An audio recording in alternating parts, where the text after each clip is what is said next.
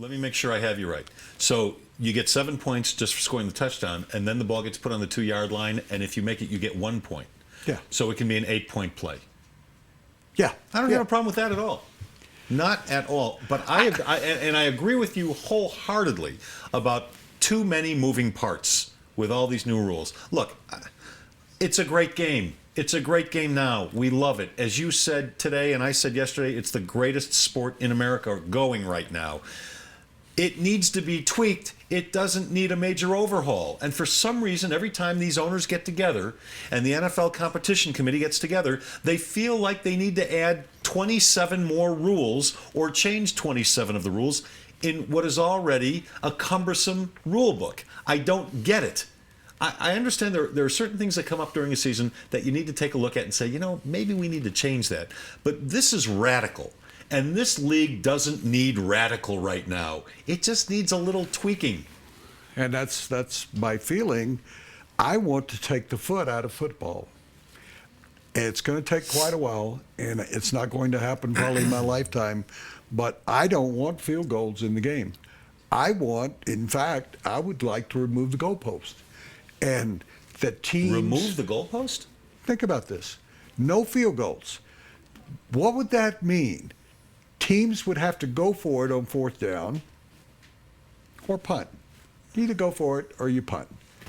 Remove the kickoff. Put the ball on the 30-yard line and let's play ball. More injuries, more penalties. How many times have you seen a kickoff where there's not a blocking in the back call?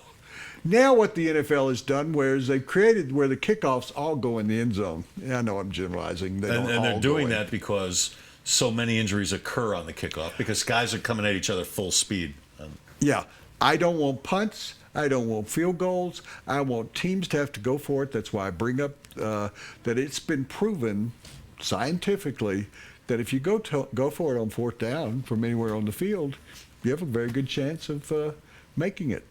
I've seen charts, to your point, I've seen charts that advise coaches, from research analysts, that advise coaches to go for it on fourth down in just about every spot on the field.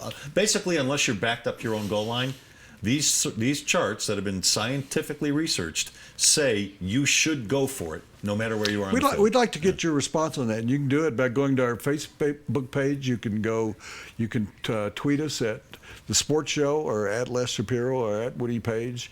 You can call us and be a part of the show on Skype at _sports_show, or you can call us on the phone. I don't remember the telephone number, but if you can find it, you can call us on the phone.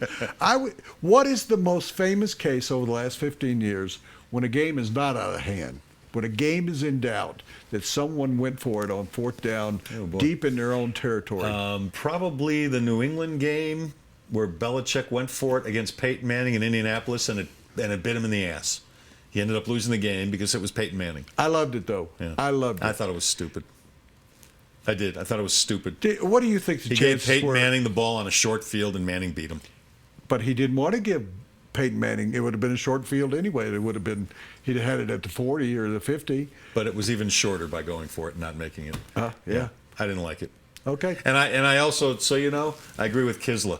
You only go for the 2-point conversion when you absolutely have to at the end of the game, sometime in the fourth quarter. Because I've seen too often, Woody, where teams go for it early to make up for a missed extra point or something like that, and that 1 point ends up biting them in the butt at the end of the game. Prove it to me. Well, I don't have the numbers in front of me. I know you don't, because you and Kisla are wrong. I've watched a lot of football, as have you. It's just a feeling I have that every time they do it, it seems to bite them in the ass at the end of the game.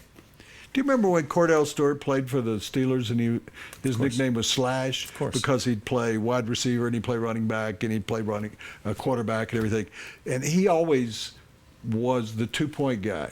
I just think in that situation that your odds are so good, and two, you and Kisla both say, oh, you wait until it's too late.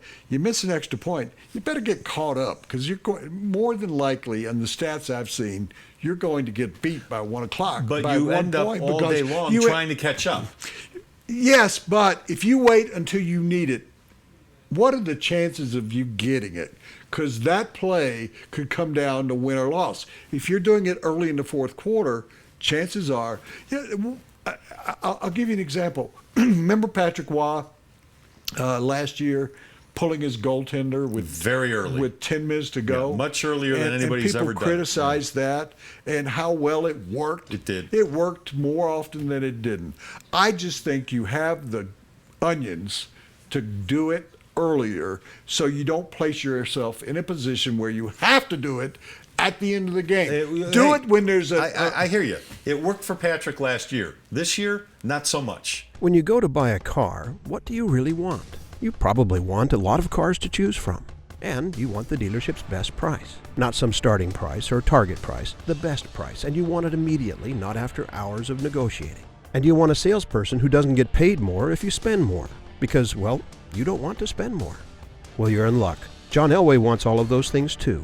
Better yet, John Elway wants you to have all of those things too. Come see us or click on elwaydealers.com.